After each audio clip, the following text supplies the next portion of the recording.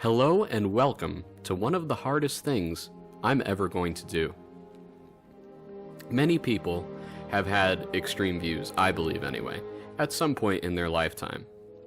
I used to be a white supremacist.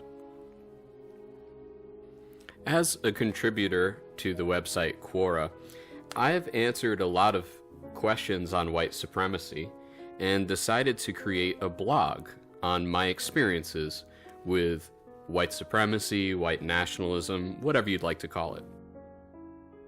You can read along with me on the blog on Quora, or just sit back and relax.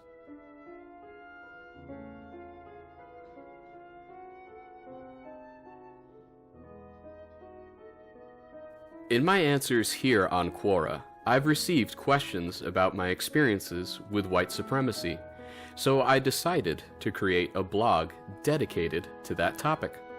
I hope you enjoy this series and can take something meaningful away from it.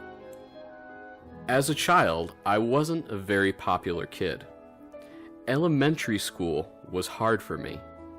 Since I'm an only child, I didn't understand what teasing was, and I took to heart everything other kids said to me, even when I shouldn't have. There were 4 friends I had in elementary school who genuinely liked me. The rest of the kids I hung out with tolerated me because one of those 4 friends was a mutual friend, and they weren't afraid to voice their displeasure with my presence. All of this, including in middle school and early high school, led to a feeling of something I can only describe as not belonging.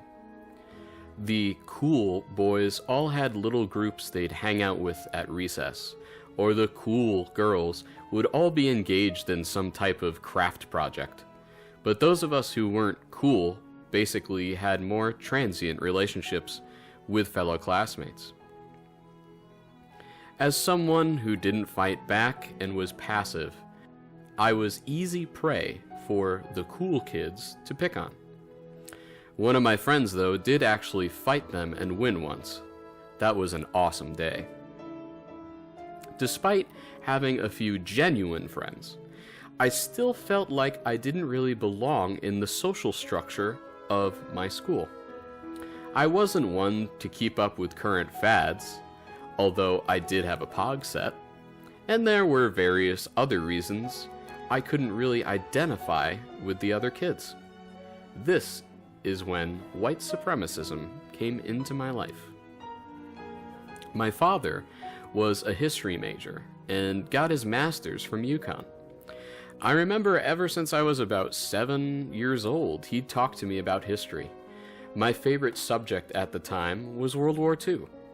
I collected everything and anything that was tied to World War II and was fascinated with the flair of both Nazi Germany and the Soviet Union. When I saw either army on the History Channel, then some called it the World War II channel because most of the programming was about the Second World War, an emotion of respect would overwhelm me. Even in black and white, the footage of both armies was impressive and shameless. Shameless in the sense that Nazism wasn't globally condemned at the time of the war, and Nazism could be expressed openly without backlash of any sort. I was told by my father about the concentration camps and all the atrocities the National Socialist German Workers' Party committed. But even given that knowledge, something mysterious drew me towards National Socialism and social Darwinism. So much so that the Holocaust was a topic I ignored as much as I could.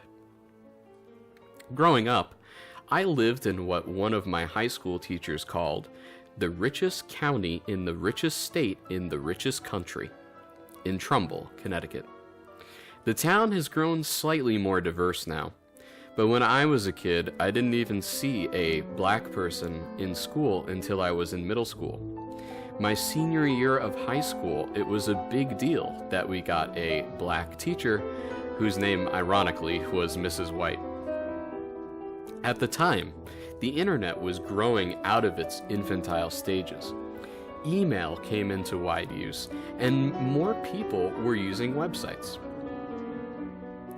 I believe it was around 6th grade when I discovered Stormfront.org, a propaganda website promoting white supremacism. It even had a children's section that I would frequent. There, I could chat with other boys and girls, as well as do things like word searches that included terms like Hitler and Aryan. On that website, and others, I found people who I could relate to. They thought I was awesome, unlike my friends at school, just for being white and believing what they believed. Thus, I found a place where I could belong. What was better still was I could belong anonymously. I didn't have to attend rallies or go anywhere. I could be a racist behind a computer screen. My identity crisis was over. I could now use scapegoats as excuses for any of my own personal problems. I even sent a letter to Bill Clinton saying that the Monica Lewinsky scandal was orchestrated to take him down and that it was the Jews who wanted him out of office. I attempted to appeal to him from way across the aisle in the sense that we had a common enemy, the Jews. I received a very polite disagreement back, but of course this didn't really deter my political leanings at the time at all. Finally, I had a group of people to identify with, an ideology. This was essentially my first political position: white supremacy.